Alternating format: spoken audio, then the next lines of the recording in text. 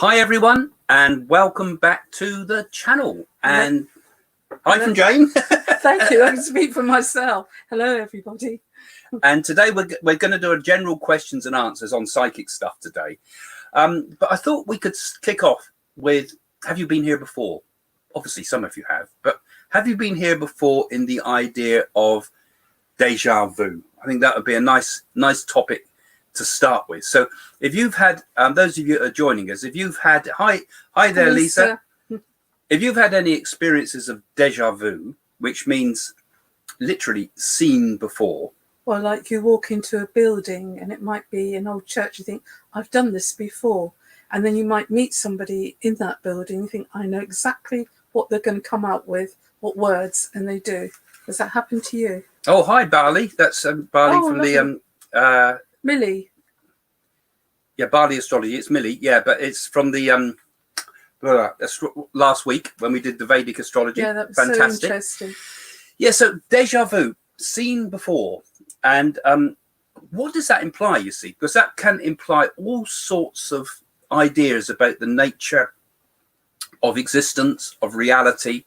And when it happens, and I'd like to just bring in the idea of coincidences too with this, because some of you might have had strange coincidences happen to you.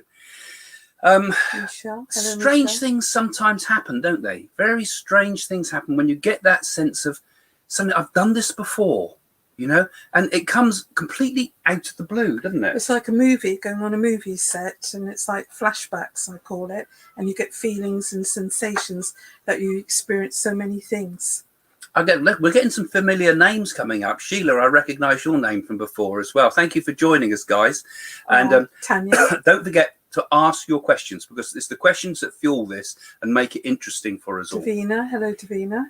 So this idea of deja vu, one of the scientific explanations, which I don't think explains it completely, but is a thought, is that the brain somehow has trouble processing what it thinks is a short-term memory, but turns it into a long-term memory. So it kind of uses short-term memory patterns in the brain to process long-term memory. So some psychologists have said, well, is this mix-up between short-term and long-term memory? And it makes you think that something has happened before, because you're remembering it through your long-term memory rather than a short-term memory. But you know, there's no proof of that. There's no evidence to show that, as far as I'm aware. And I think when we do get these strange feelings of having been here before, surely there's something more behind that, isn't there? Have any of you actually had that experience? And if so, just give us a couple of lines about what you think about it and what happened. I can remember once going into Bewley, and I went into Bewley. You better speak up a bit, Jane. I went into Bewley Church, and I felt King John. I felt, I don't want to put my foot over this threshold. Something bad has happened here. And I didn't quite know the history of that building. And as I went round the corner, it told the history of that King John and that. And I had a sensation and a feeling that I didn't like. Do you think that is a past life memory or picking up the vibrations of a place? I think it was, for me, a vibration, and it was like a flash that I saw cross my mind, what happened, very visual. As flash is something that had happened before, but not necessarily something that had happened to you before. No. Because sometimes these feelings of deja vu come, don't they, when you have this, it's a very personal feeling, like you've been through it before, you know, like you might have dreamed it, or you might have had, it feels like a memory, or it feels like something has happened in your life, or that you've lived it over again, like some strange... Yeah, I think like a past life. I've always, and you're the same, going upstairs, walking upstairs, I don't like people walking behind me, so I'm going upstairs because I have a sensation that someone's shot arrows in my back. And you think that's like, we talked about that before, it's like a past life memory. Davina there was just saying that she thinks it's a past life memory. Yeah, and definitely. It could be. Or another idea. There was a philosopher called Nietzsche, who wrote I've forgotten the name of his book now. Thus Spake Zarathustra and various others, and he believed in this idea that there's eternal recurrence. Now, this was an idea that was bantered around a lot in the 1930s. I'm going to just turn the volume down on this for a second. Bantered around a lot in philosophy as an idea that we've lived this life, right from birth to death. And then when we die, we start all over again, except things are slightly different. This idea, it recurs and recurs, and you just keep living the same sequence over and over again, until you get to a point where you're living that sequence in a totally enlightened state. That's a pretty bizarre idea, but that's called eternal recurrence. People like Gurdjieff were interested in that, and quite a lot of philosophers in their time. So someone said there they'd experienced a... Yes, it's lady here, is it? Winnie. Is it Winnie? Yeah, like reliving a dream. Yeah, that's right. That's right. It is. It's sort of very lucid and that, and you sense and you feel. And because perhaps if we got clairsentience or clairaudience, you're picking up that vibration of that building, or you're putting your hand on a stone, and then you have flashbacks. It does have a feeling of like a dream-like quality when it happens, doesn't it? Because it catches you unaware. It has a certain surrealism to it. And yeah, and then Patrice is saying they're like a multiverse. So that's going back to my idea, possibly, or not my idea, but the idea of eternal recurrence. Because if there was a multiverse, Patrice has kind of said, you've only got a couple of lines to say it in. I'm sure you've got much more ideas than that. But if there was a multiverse, that is some people think, and science seems to think, that there are like multiple universes, one on top of each other. And there could be no limit to those universes. And that we, in fact, the whole idea of time could be illusionary, because all we're doing is moving from one universe to another, to another, to another. And consciousness is us leaping from one universe to another to create this idea of movement and time. And that there are multiple universes with multiple things all happening. Perhaps the planet is on consciousness. So yeah, everything, it's this idea that everything is conscious, and conscious is moving all the time through some vast universe. An infinite number of things can now happen an infinite number of times in an infinite number of ways. It was played upon, wasn't it, by that radio program that they called the with what's his name, Ford, and that in it, and the what do they call it? Oh, I forgot. My God, in one universe, I've probably got a better memory. I've forgotten the name of it now. That's no good, is it? Oh God, I don't even know what you're talking about. Where 42 is the answer to everything. Oh, that's the only bit I can remember of it. Anyway, that we could be living in all. Hi there, Jason. So, guys, you can ask any questions you like. We're just starting off, just having a sort of general banter about the idea of deja vu. The idea, what is it? Is it something that we've lived before? Hi, this Laura. idea of multiverses? Oh, lovely. Is it something to do with reincarnation? And we're asking you to share your ideas. And if you've got any questions about any topics whatsoever about the psychic world, please do put them up, and we'll see what we can answer some of them. Yeah, because the whole planet's on vibration, and the natural Earth is on vibration and consciousness. So our dreams and our consciousness at night, where do they come from? Yeah, someone's just saying there, when we sleep, do we wake up in a different universe every day? I think Craig does. Yeah, it feels definitely feels like it sometimes. He came from Mars. And sometimes dreams, I mean, they add such a strange... I mean, recently, there's a video going up soon about where we're talking about dreams and things when we're at one of our picnics, and lockdown picnics. And sometimes dreams are so vivid and real, aren't they? It makes you question the whole nature of the universe, Well, I'd like to say, do men dream in black and white and women in colour? That would be a good one for people to answer that. Well, no, I think everybody dreams in both. But some of these ideas, particularly the ideas that are floating around the internet at the moment, a lot of them come from that science fiction writer, Philip K. Dick. Unfortunate name. But he had some pretty bizarre ideas. He was the guy... I mean, The Matrix wasn't written by him, but it was based upon his ideas. Total Recall, the movie, was based on his book, When Androids Dream of Electric Sheep, I think it was, if I got them the right way round. Blade Runner, with all the ideas in there, reptilians and things like that. all his You ideas. sure you're not talking about Shaun and the Sheep? Yeah, Shaun the Sheep. Well, yeah, Dream of Electric Sheep. And then the one that's on at the moment, about on Netflix. I don't know what they've called it.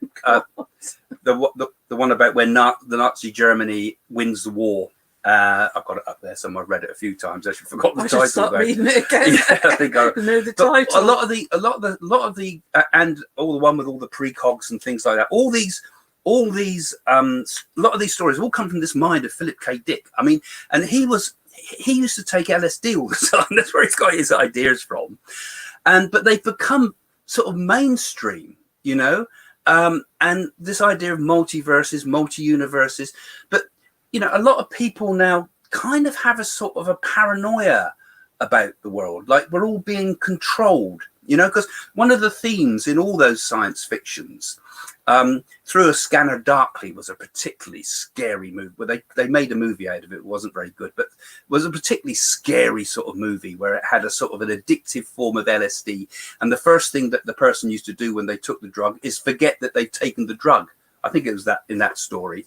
And then they get all this weird world of everything being observed and scanned and gradually rotting your brain, basically. Right. So this whole nightmare, I've noticed it's rife in things like David Icke. It's rife in things like 5G and all the secret societies. It's rife in this idea of secret societies and like. Right, we're going to talk about deja Illuminati. Deja vu, Craig, because you're going off the subject a bit. So what if deja vu is created by other people or beings that time travel and change something in the timeline so that our consciousness was expecting is slightly different and thus creating the effect? So what you're saying, what have you got it? This is Domenico trying to throw us a sideways one. Yeah, what you're saying, I think, Domenico, is if perhaps we're already sort of one step ahead of ourselves, so we're kind of always expecting the next situation. Illusion. I mean, like the subconscious mind, they reckon, some people say we have no free will because the subconscious mind is always creating the illusion of free will, and that perhaps deja vu happens when something breaks down in the system and what we were expecting to happen doesn't happen. You know, something weird happens. We've already lived it, so it's bringing forward to our consciousness, because deja vu is where you've experienced that before, and that feeling of consciousness is right there in front of you.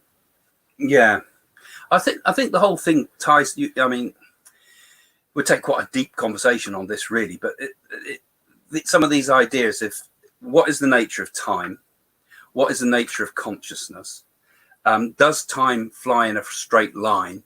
I mean, if you think about, you know, if we think about what is deja vu, it's a twist in time of some sort, isn't it? So why has that happened? Therefore, what is time? Because we are always thinking of time as always beginning, middle, and end. But it's a complete illusion when you think about it. Everything at this moment, what I've just said a moment ago is gone. Okay, it's been recorded, but it's gone. And what's going to happen next hasn't happened. The only thing that is real is now. And even the now present is divided into tiny little pieces. How close can you get to the very minute of now, the moment of now? It's a strange thing when you really look at time. And that's why I think maybe deja vu is something about our perception and understanding of our place in the world in connection with time. So maybe it has something to do with psychology, or maybe it has something more to do with the place of the spirit within the world. Well, time is nothing, is it? Because if you talk about the other side, time, they've got plenty of time here. Time here goes quickly, doesn't it? Yeah. The ancient Greeks thought it was either a circle or a spiral, a gyre, as W.B. Yeats called it, like a spiral, like the DNA, that we move up through an ever ascending spiral, and that's what the universe is. That's why things seem to repeat. Well, it's like the Sikh. Everything is an illusion. Yeah, lots of people say the world's an illusion, Maya, as they call it in the East. And sometimes it feels also that sometimes when you look at time, and again, it's this deja vu idea, it feels sometimes in your own life that you go through repeats. You know, it's like you're back where you were. like 20 years ago, and the same sequence of events seems to unfold, but this time in a different form and different people and different characters. But it's like you go through a sort of a circle or a sequence or a spiral of events, and then years later, those whole sequence seems to repeat again. It's lessons, you know, but the same lessons seem to come back through a whole series of events. This is what's so strange about time, isn't it? Because we've always got this complete cycle of strange repeats of almost the same people with the same names, but it's like the same play being played again, but with different actors. We're all passing through paying ground rent one way or another while we're here, aren't we? Yeah. So let's have some more questions from me. We don't want to stay on this subject all day because I'll be going deeper and deeper into crazy ideas. Why are there so many different views regarding reincarnation and spiritualism? Well, it depends on the medium, doesn't it? You've got to have proof of reincarnation, haven't you? That's where the Nadi oracle can tell you and give you proof. In spiritualism, there was a big divide early on between spiritualism, which formed into the sort of the movement in America and in England, and in France there was Kardec, who was more interested in spiritism, which was kind of two different things. And the big difference between spiritualism and spiritism, which also spread into Brazil and places like that, is that spiritism believed in reincarnation. Spiritualism was kind of had quite a strong Christian group of people in it. They were kind of wayward Christians moving into spiritualism. So they were still bringing forward their Christian ideas. And for them, they were kind of thinking, no, reincarnation is not part of spiritualism, therefore I can't accept that. So they were putting beliefs onto spiritualism. So so I think there was a lot of prejudice against reincarnation at the beginning. And then the arguments that a lot of spiritualists put against it is said there's no proof about life after death, about reincarnation. They said there's proof of life after death, but no proof of reincarnation. Well, I think that's a pretty limited view, because there's lots of proof in my book about reincarnation. The Bloxham tapes, just one example. If you look up the Bloxham tapes on the BBC's series they did those years ago, I mean, fantastic proof. So I think it's just prejudice, personally. I mean, there was a sign at Camberley Spiritualist Church, wasn't there? They had a sign in the medium's room saying, please do not talk about reincarnation when on the platform. We've been told by the head office not to do that. Years ago, they used to say, you mustn't read tarot cards in spiritualism.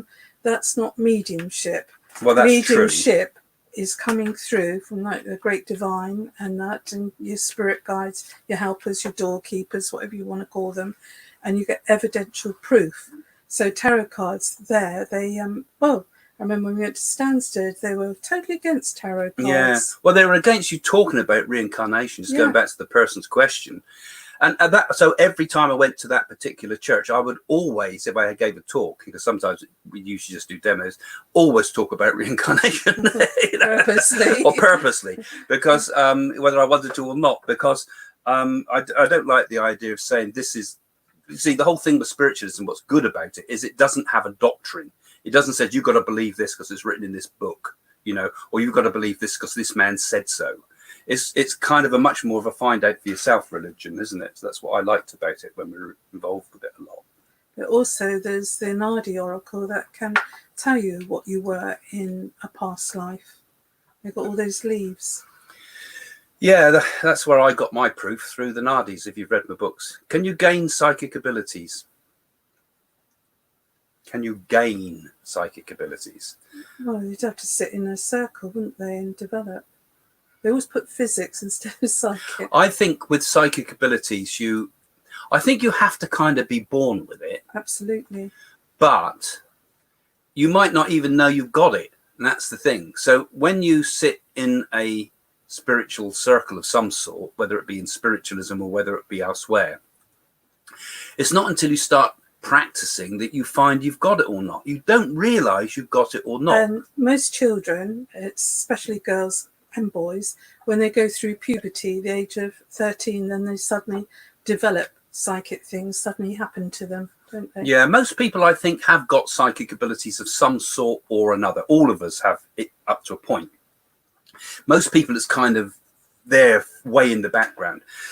But I don't think you can, although I've trained lots of people to develop their psychic abilities, I couldn't say I could train absolutely everybody, because it's not like learning something like, you know, a mathematical formula or horse riding or anything. You know, you have to have the ability. You have to also learn to think in a completely different way with it as well, actually, because you have to think more intuitively and less rationally.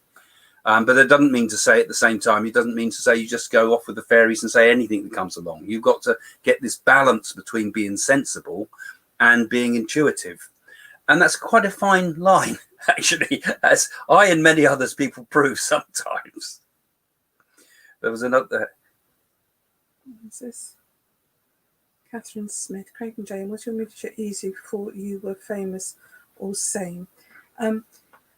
Well, I don't know about Craig, but I knew I was different when I was a child. I didn't know at that point how different, because I used to see auras around people's etheric bodies, and I never wanted it to be, just to frighten you a little bit. All I wanted to be was to be a nurse, and but I still had a gift, and I've used that many years. I suppose, how long have I been? 50 years I've been doing it, and I suppose the last 20 years, and I wasn't really interested in the beginning, to be honest. Yeah, I didn't want to be a medium. No, I was pulled into it more or less. I mean, they pulled, because I was good in circle, they dragged me onto the platform in spiritualism, and I ended up doing it all the time. And then I found I really loved it, and I thought, God, this is such an amazing thing. How I can't not do this, you know. And it got deeper and deeper until I just, you know, it took me over, really, because I felt I couldn't do anything else, because it's just such a, I mean, you say, is it better before then or now? But every time, sometimes I might have a week where I'm doing readings for people, and I think, oh God, they're all kind of, I thought they're all a bit ordinary readings, I'm thinking.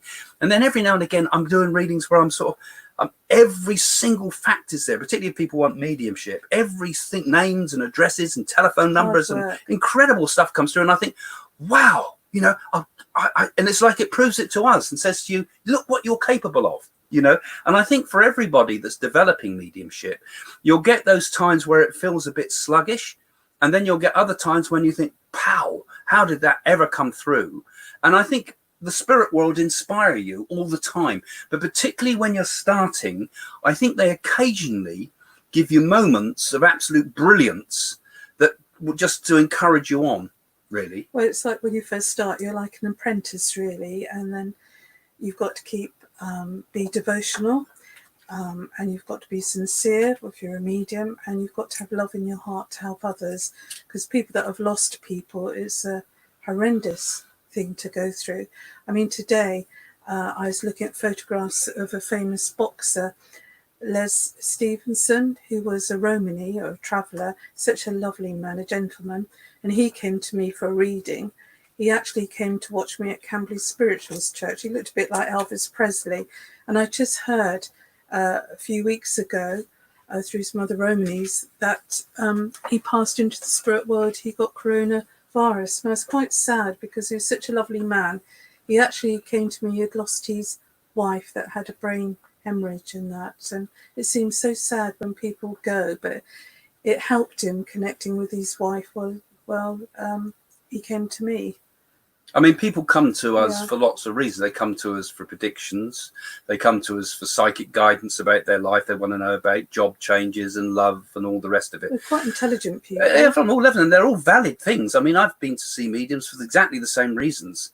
But it's when you get something where you can really transform someone's life in ways that nobody else can do.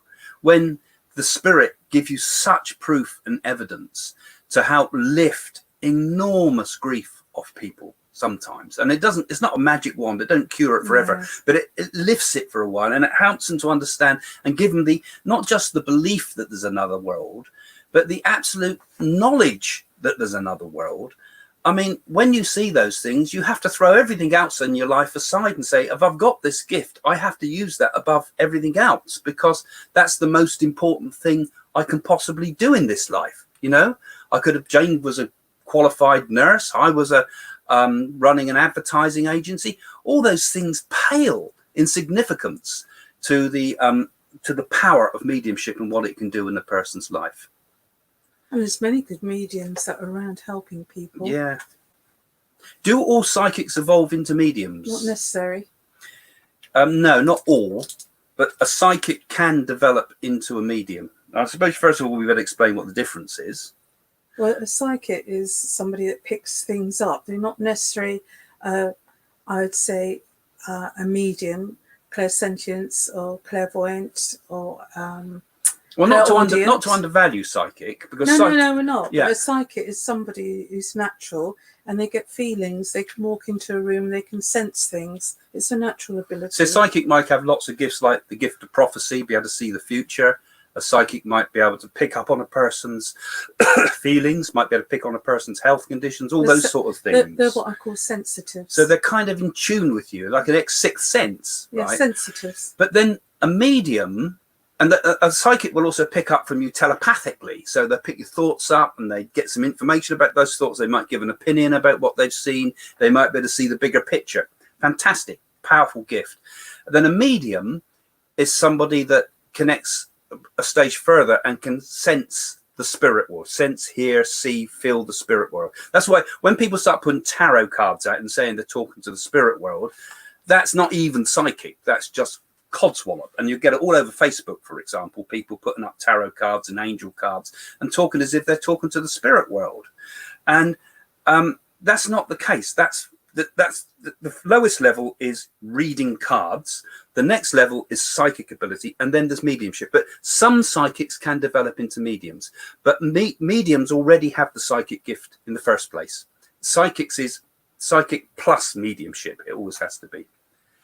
Can tarot cards be used to connect to psychic abilities? Well, they're just symbolisms, aren't they, tarot cards? Well, tarot cards just used on their own are tarot cards and interpretive skill.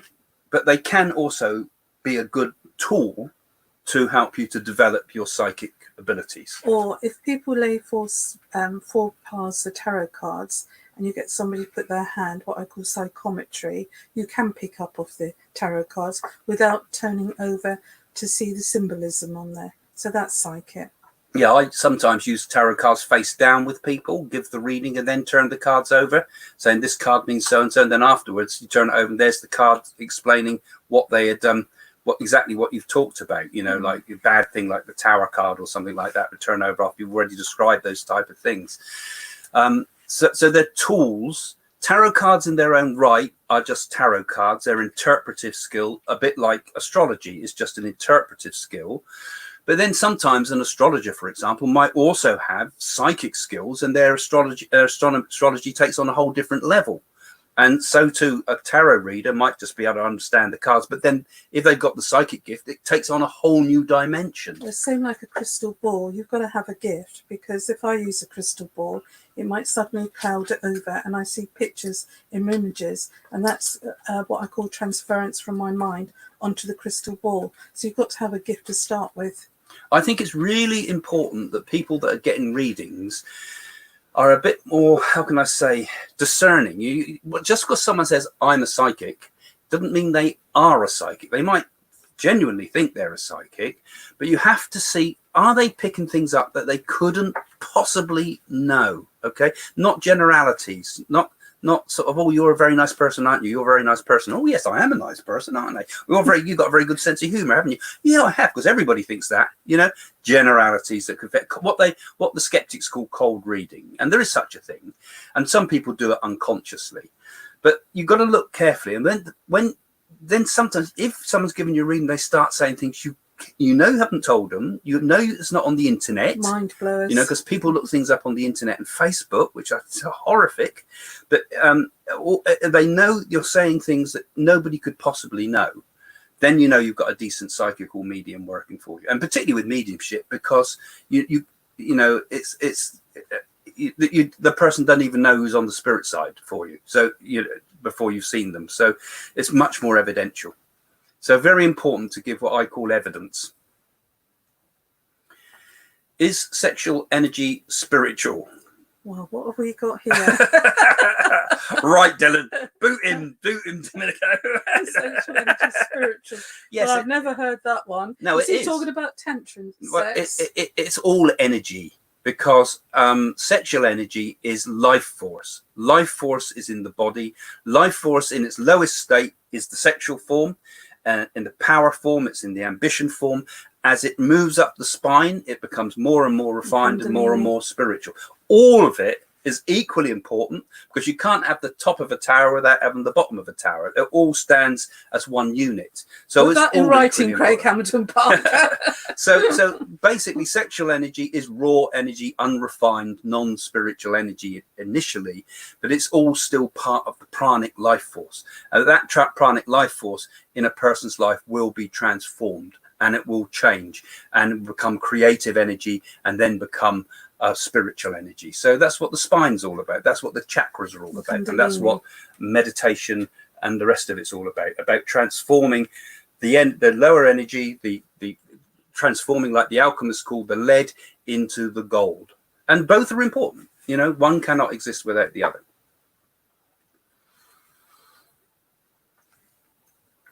Is it ever scary to channel a spirit? No, not if you're doing it properly. It's not scary. I mean, too many people watch these horror films, don't they? Or they get frightened of the unknown or the supernatural world because they think it's going to harm them. But if you've got a spirit that's coming through and you're protected by your doorkeepers, or that most important, and you've got to have confidence, as I say, be sincere and know how to handle yourself, so you have no fear. But you do get what some people would probably think of as scary. I mean, certainly when we've had spirits come through, I've had people through quite often that have been murdered. Some horrific murders sometimes too, which I've described to people. Heads cut off in one case, I remember, and then all sorts of brutal things that come through, and also brutal deaths. I mean, often things come through. Yes, like but they that. Come through because they want justice. But they come through in a protected form. Yeah. You see, we don't have some scary thing. It's almost like just matter of fact. You know, that's no more different given those facts than it is given facts that your grandmother loves you. You know, we're just the channel for it. And so your emotions are very are not tied up in the mediumship in a way. It's almost kind of matter of fact, even though very emotional material might be coming through for the person sat there. We are almost like an observer of it, I find anyway, with my work, when we're giving information. So it doesn't scare me. No. Is it common in mediumship for spirit to connect more at night when you're sleepy?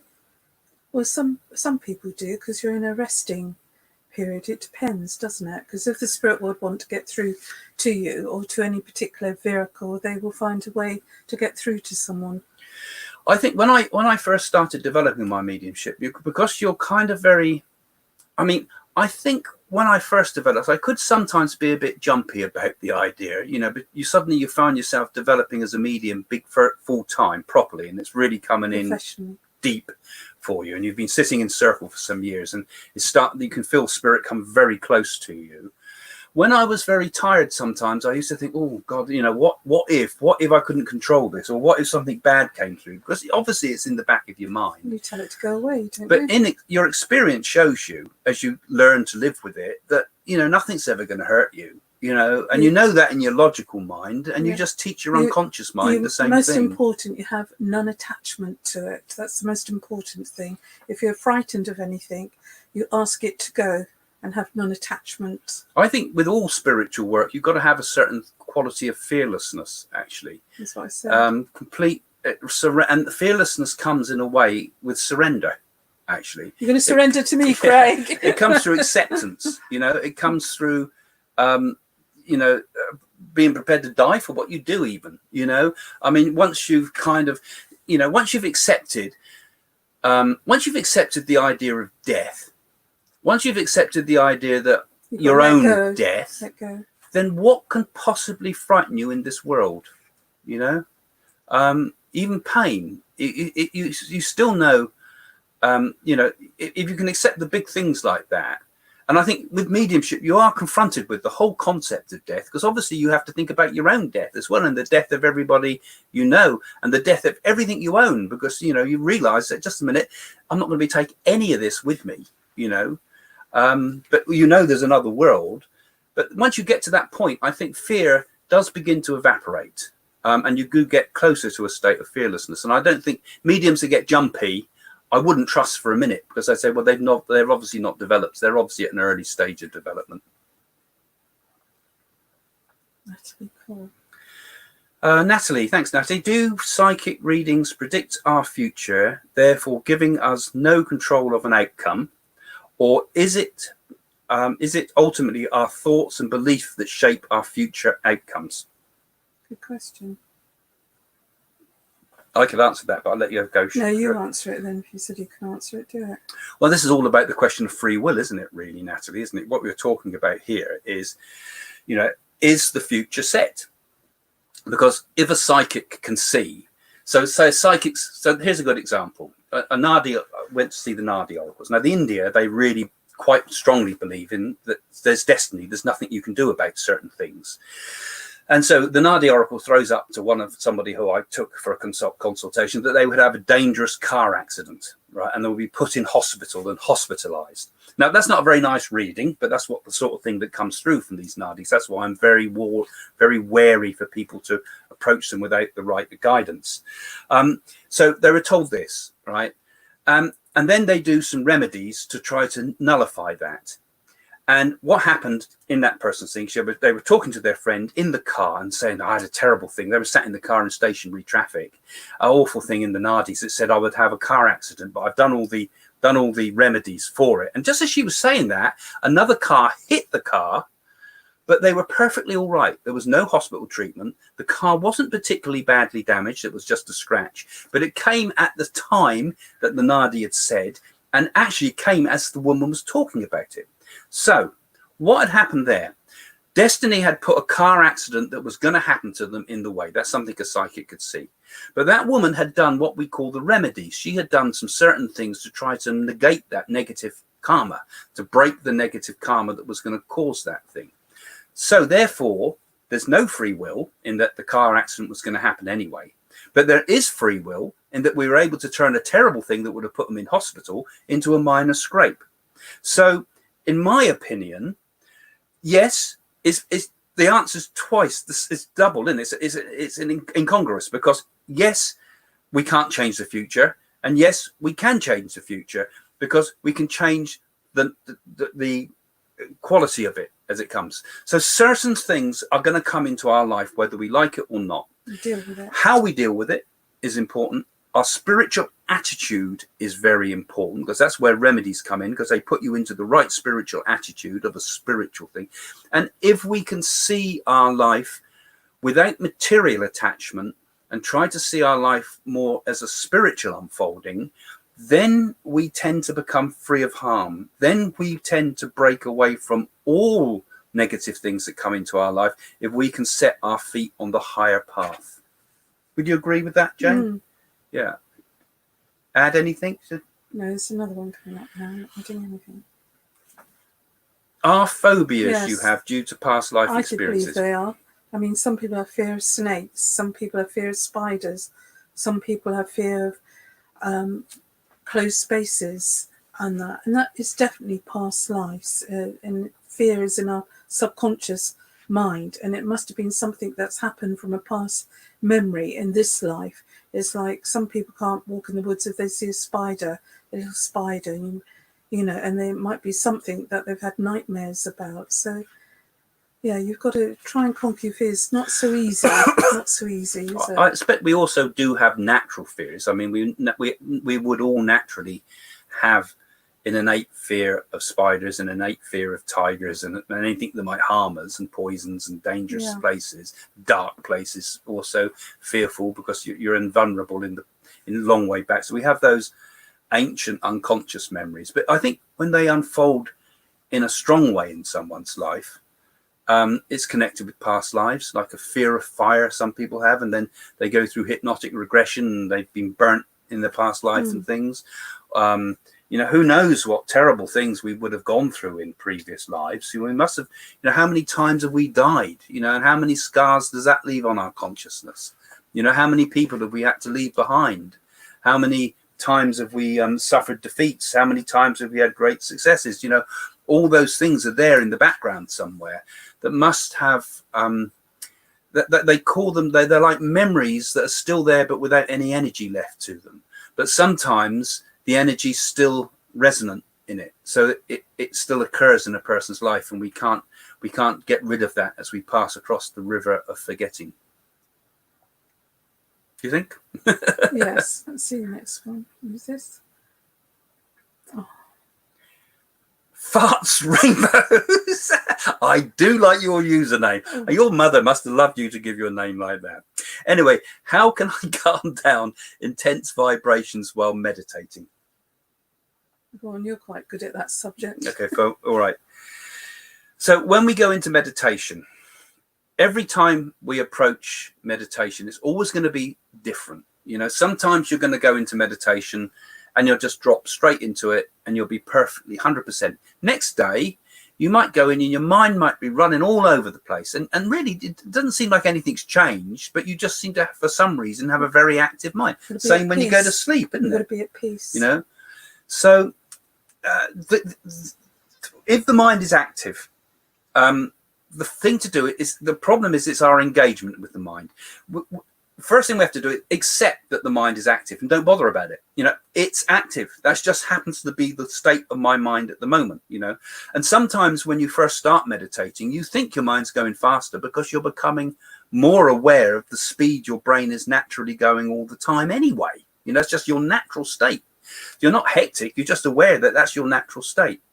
But just the observing of the mind takes the energy out of its momentum because you're not following it through all the time. If you step back and are looking at it, you're not feeding it with the energy to make that momentum speed up. So if you want your mind to calm down, pure observation of the mind will calm the mind down. But that can be quite difficult for most people to do. So another technique, and this was often utilized by the Buddha, would suggest this technique. He would suggest to watch the breath. And this is also in the Sanskrit text as well, simply to watch the breath, because the act of watching slows the mind down, or lets the mind come to its natural still state, because behind the hecticness, there is the peace. And the breath and the brain and the activities of the mind are very connected. So if the brain's hectic, the breathing goes fast. Balance. So if we move our mind back and we just watch, we get, like Jane says, balance, which naturally falls into our natural state, which is absolute peace. So that's who we are underneath it all. And that's the simplest way I can explain that. Nirvana. Well, actually, you realize you're in it. Yeah. Realization. Yeah. What's this one? It's my birthday, Betty. Happy birthday, Betty. That's a nice one. A good day for Betty. Betty Freddy. That's nice. Happy birthday. And don't forget to keep your questions coming, guys. And if you're enjoying this channel, don't forget to comment. Because if you put your comments below after we've gone live too, it's always useful because we can come back and sometimes we answer them. Other people answer each other's comments, and we do pick up on things for future videos we make. So suddenly someone might write a comment in there and think, oh, good, Grace actually answered the topic that interests us. And if you really enjoy this channel, do try to help us by becoming a patron, please, because if you become a patron of the site, all the little bits of money that people give in to help us move this forward are helping us to buy new kit, helping us to get a place together to do the broadcasts from, which is coming soon, help us ultimately to get to a spiritual center, and also helping us with our charitable work as well. So thank you for all of you who are patrons. Yeah. So yeah. Do you want me to read it? Yes. Okay, so do dreams with others mean they are thinking or dreaming of you too? Or is this only our own experience without their conscious or unconscious awareness? Well, sometimes you do dream of others, and dreams got meaning, something, subconscious mind. Or sometimes the person might be thinking of you and dreaming of you two, there's a very strong telepathic link, would you say? Yeah, or is perhaps this is the question you're asking here. Do we meet in our dreams? I think that's what the question is, really. I mean, if you dream of someone else and they dream of you, Nothing's impossible. could you be meeting in dreams? I did set up some interesting experiments, and we actually, when we start going from the studio, I'm going to set some of these type of experiments up again with people out there, where I used to set things up with the members of my circle and say, I want you all to dream, to tell yourself you're going to have a dream that we're going to meet here at the circle tonight. Okay. And I'm going to leave something in the middle of the room here after we've all gone. And I want you to be able to tell us what is left there in the middle of the room. Right. And, or a note or a picture or pin something up, you know, and time again, we'd all go away. Next week, we'd come back and people would have pretty much the right answer of what was either drawn on a piece of paper or left in the room, like a teddy bear, and they saw cuddly toys and things like that. Something like that would have been left in the room and they'd sit. So we were basically meeting in our dreams, you see. So for me, that was kind of proof that we could meet, maybe at different time zones as well. We might not have all been there at the same time, but we certainly were able to come to that point in a dream, which would have been, I suppose, astral travel. But if we can meet in a place in a dream, why can't we meet person to person in a dream? Sometimes it will be fantasy, you know, because people dream of each other, don't they? You dream of that they represented people in your dreams.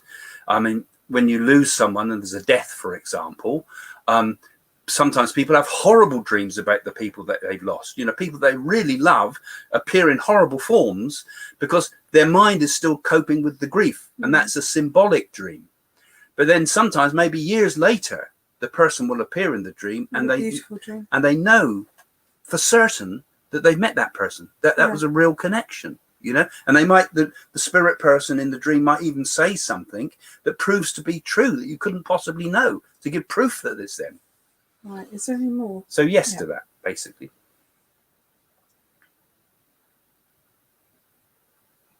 So I'll read it then. What about crop circles? Who does that? Spirit say anything on that?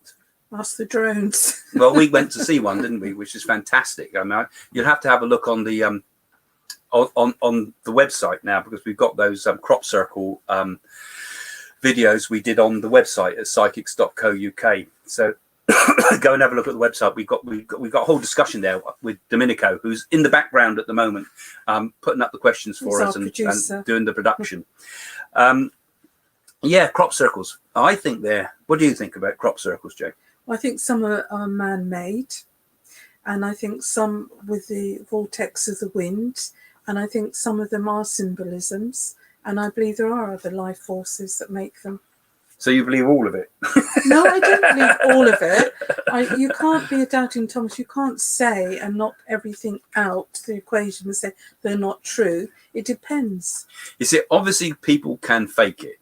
I mean, people walk around with boards on their feet and walk around in a circle holding a piece of rope, and you can make a circle easy. And it's the same with physical mediumship. People did fake that. But that doesn't mean to say that there's no such thing as physical mediumship. Just because some people can fake it, just because a magician can fake mediumship, doesn't mean mediumship's not real. That's right. And it's the same possibly with crop circles. Okay, I'm sure there's plenty of ones out there that are not real. But I don't know for certain. I have no idea, really. But I mean, I'm certainly open to the idea that these things can happen. You know, the problem is once people start mimicking and start messing around, it spoils the whole thing, because then the reality of it gets lost. And I don't think the spirit world would be interested in crop circles, quite frankly. I think it's a bit of a clumsy way to communicate, but they may be a natural form of earth energy. That's what I would think. Vortex energy. Yeah, and I think the cases are probably massively rare, a few times in a century. And if that has happened, then you know it wouldn't be happening just every conveniently every time the corn comes out. I don't think they're messages from aliens, but you know, I mean, it's still quite interesting. And we went to see one, and I thought it was fantastic. And it you know, there's an energy of excitement when you go to see it, because you know, the very act of going to see it was quite an exciting thing, you know. So yeah, who knows? I certainly believe in earth energy. Yeah, might be completely wrong. Maybe they are communications. How can we answer the question? You can't, can you? Not without some form of proof. Right. Do people who commit suicide have a different experience on the other side of life? Well, I don't feel they go to hell. I think that's just the Catholic Church saying that. It's good for business. But, well, it is. It's true. Yeah. But no, I don't feel they're going on like the Day of Judgment. I feel that you've got to understand people that have committed suicide and gone through a lot of sadness. There are people that come for them to take them over, and they're still loved in that. And it is sad. And it's like if it's somebody's time to go and they use their own free will, nothing can stop it. Or sometimes people get saved before they try to commit suicide. But no, they're not going right down to the depths of the earth and where the devil lays. Well, don't you think, isn't it absolutely bloody cruel of the Catholic Church and the rest of them? Well, they even got shops, by the Vatican buying things. Yeah, but isn't it things. cruel that some mothers lost their Absolutely. son to a suicide, and that person's committed suicide probably because life has been so bad for them. Financial difficulties. And then you put salt in the wound and pour oil on it, petrol on it, on the pain, to say that the person's gone to purgatory or hell. Dreadful. I mean, and the eternal banishment because of what they've done. Okay, it might put people off committing suicide, the thought of that, but what terrible way of doing it. No, when a person goes to the spirit world and they've taken their own life, they're helped. They are helped on the spirit side. I've had proof of this. A spiritual hospital, but not like a hospital here. So they had to be in recovery. Yeah, I've had proof of it, particularly since I've had friends that have committed suicide. One that I've mentioned in my books before, he poured petrol all over himself and lit a match and went up like a human torch and lived for 2 weeks afterwards, but he couldn't speak and nobody knew who he was. It was even on the mainstream news. And so he died in absolute agony. And he came through a medium to me who knew nothing about me. And the medium was, I'm hot, I'm on fire. He's gone, I'm hot, I'm fire. And he described him perfectly, described his character, even gave his name. And then the message was that he's all right. He's safe over there, that he's being looked after, that he's been in what he called the halls of healing, which is a kind of a spiritualist concept. But so they're helped. Now, if a person's committed to taking their own life like that, it doesn't mean the problems have gone away, because they will have to work that karma out, partly in the spirit world, but partly in the next life. So if you refuse to confront a problem and you run away from it, and you take that way out, it don't go away. It don't solve the problem. But they aren't punished. I know a case, and they are helped. I know a case where this lady had come in from work, and she a very nice lady. She'd been in a motorbike accident in the past and had pins in her legs, and she found her husband hanging himself in the bathroom. If somebody hangs herself, the body's shaking, and then she managed to get him down, but it was too late. And he had, in his life, had a very religious upbringing, that he felt guilty marrying somebody that wasn't of that religion. I won't say what religion it was. And, and it was so sad because they were both nice people, and that he didn't have financial difficulties or anything. He just couldn't cope with what happened to his childhood. So I feel you've got to have compassion when people come back from suicides. And sometimes... And it might take a lot of courage for somebody to commit suicide if they've gone through a lot of pain. Say if somebody's got cancer and can't bear it. They're not selfish people. These are people that have had a lot of suffering and can't cope and everything. And when they are taken over on the other side, they have people that are connected with them that help them, because they're in shock as well. And sometimes people don't leave letters or notes. They just do it, if you like, so quickly that they haven't got time. They don't think properly, and that but the ones that are suffering, the ones that are left behind. Yeah, it does cause terrible pain for those that are left behind, because we see so many people that have come to us over the years who are coming because people have committed suicide. Children I'm have been sure bullied. nobody would do it if they knew. Children being bullied and university. You've got to put something like this in context, you see, because the Catholic Church there was saying, you will go to hell if you commit suicide. But you think of the different reasons that a person might commit suicide, just like Jane's been saying there, because, there's so many mitigating circumstances. I mean, if a person has to go to Switzerland in dignitas and take their own life, that's probably quite a good idea in some ways. I mean, I would consider that if I was dying in the same way my dad died with bone cancer. I think I'd rather be taken out quickly. And would that be a wrong thing to do? I might still have the karma to carry of the unresolved karma that might have been being burnt on that deathbed experience. But then maybe that's what one needed to do anyway. Maybe that was the concluding of it that could be concluded quickly. There's so many moral and spiritual questions associated with the idea of suicide. But to say that a person goes through any form of punishment or any form of being lost on the spirit side, I mean, they don't wander the world like a ghost or anything like that. That some people think they don't cross over. The two worlds, no, they're helped because just as there's people here that help, so too in the spirit world, even more so, because there's most people there on a higher spiritual level. Hi there, the full Monty. The full Monty. We're not lucky we don't have, with a name like that, lucky we don't have the video links for you guys. Oh, don't be shy. Do you have any techniques for recalling, remembering details of a recent dream with a loved one who has passed? We usually write things down in a book, a dream book.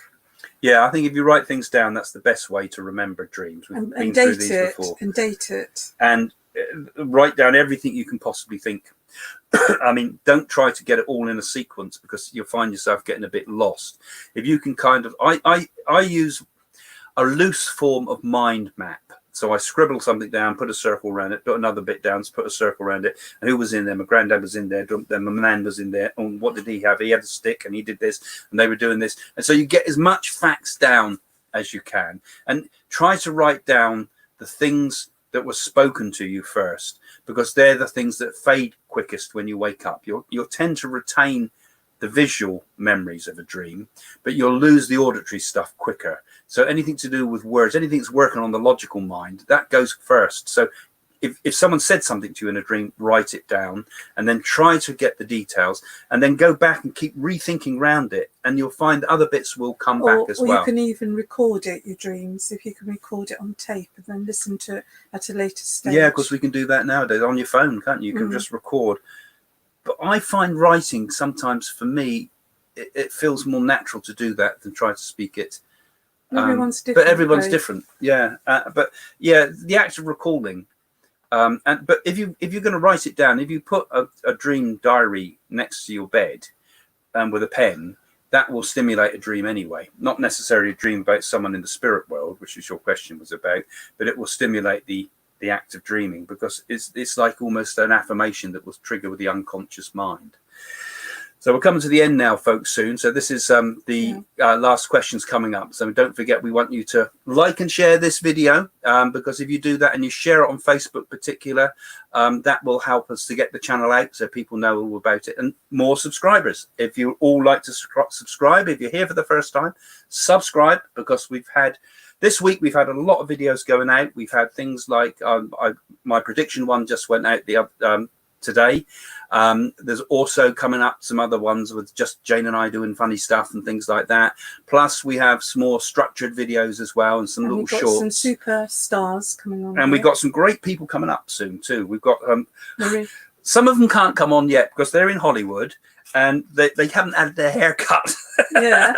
And they say, I can't come on without my hair done because I look like the wild man of Borneo. I look like a wild woman, So and we'll have people like Melinda Messenger. We haven't asked her yet. Well, she will. And Eric Robinson, he will. And Liza. Yeah, I haven't asked him yet. We can only announce people that we're going to come on. But we've got quite a few friends around who are very open to spiritual things. We'll have some great ones, people coming online, hopefully, who will talk with us. So Brandon Hill, this is the last question now, I think. When you do your predictions, how do you experience it? How do you know it is not just your imagination? Well, I think that's quite easy to answer because those things happen when you make predictions. So it wouldn't be your imagination, would it? Well, that's true. By their fruits that you shall know them. It's only, you see, you don't know if it's your imagination. I mean, it's the same thing when you're doing a spirit contact for someone. You think, this must be my imagination. But then you find yourself stood on a platform or on a stage saying something that you think looks like your imagination. You think, God, that must be my imagination. And someone will take every single bit of it. So you'll stand up and you'll give a first name, a surname, you'll give some unusual details and like sometimes weird say, stuff. Can you tell me what my grandson's favourite colour is that's passed? You know, they're putting real sort of pressure on you. And suddenly in your mind, you'll see like the colour yellow and you say, yes, that's right. Or much more specific than that, actually, because sometimes people leave messages and, you know, that this is our key message, you know, so I'll prove it's me. That one that said with like the brasso, wasn't it? The person, and the first thing you said to the person that came through the door, brasso. I've got to say brasso to you. Why do I have to say brasso? That's not how you greet a person normally at the door, is it? And that was the key thing that they said that's how somebody you didn't let me finish about the yellow one. They said, what was my grandson, who was about 3, buried in? And I saw a dinosaur outfit. That's correct. I mean, that can't possibly be your imagination, can it? So that's how it works with mediumship. And it's exactly the same with predictions. Now, the only problem with predictions is because the problem is there is information already in my brain, on anybody's doing a predictions brain, of stuff we've seen. So we've seen stuff on TV. We have read stuff and things like that. It's no good. So you've got to push that out the way somehow predictions to get to the truth. No good people saying after an event, oh, I saw that happening to the Twin Towers.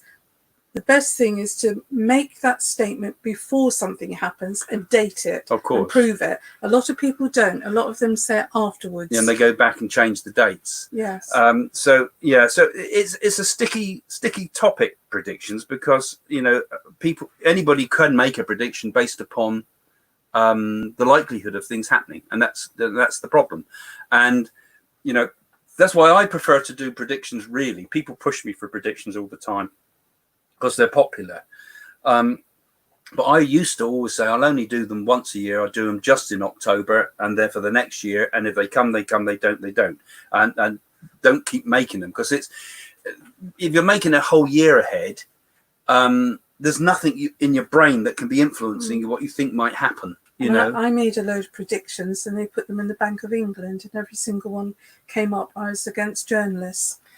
Yeah, that was a test we did on the TV where they took our predictions, locked them up in a vault, and then when the actual predictions, and then they opened the vault. It was all good for TV. Opened the vault and took it all out and compared our predictions to the journalist predictions, and we won hands down. I'm pleased to say we beat them on lots and lots of things.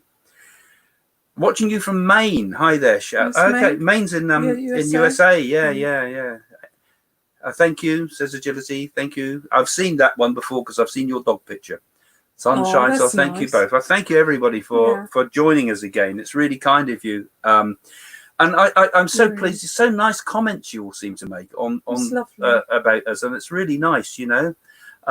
So thanks for sharing it like this, and thanks for telling each other and telling other people and sharing these videos with your friends. It's nice to connect in these difficult times. Yeah, and thanks all following us too, because it's been an interesting year, this one, hasn't it? And it's nice when spiritual people can get together.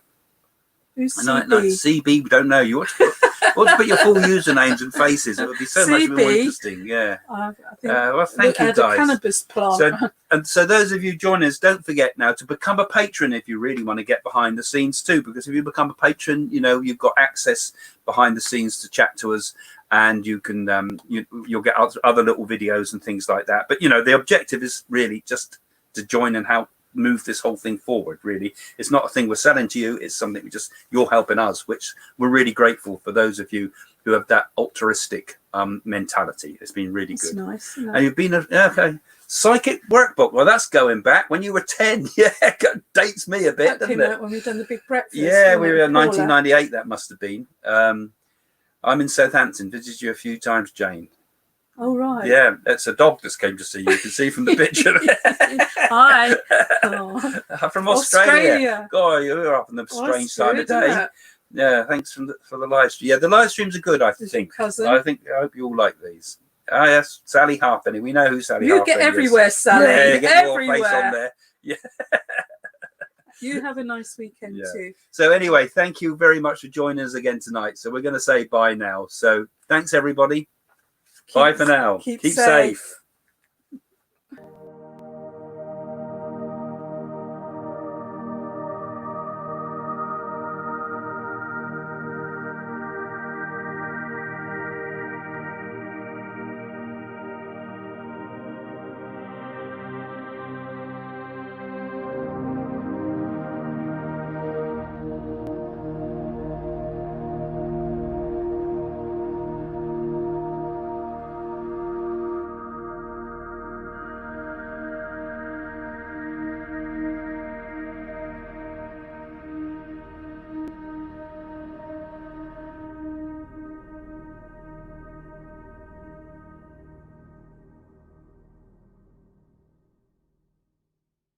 Minute ago had a heck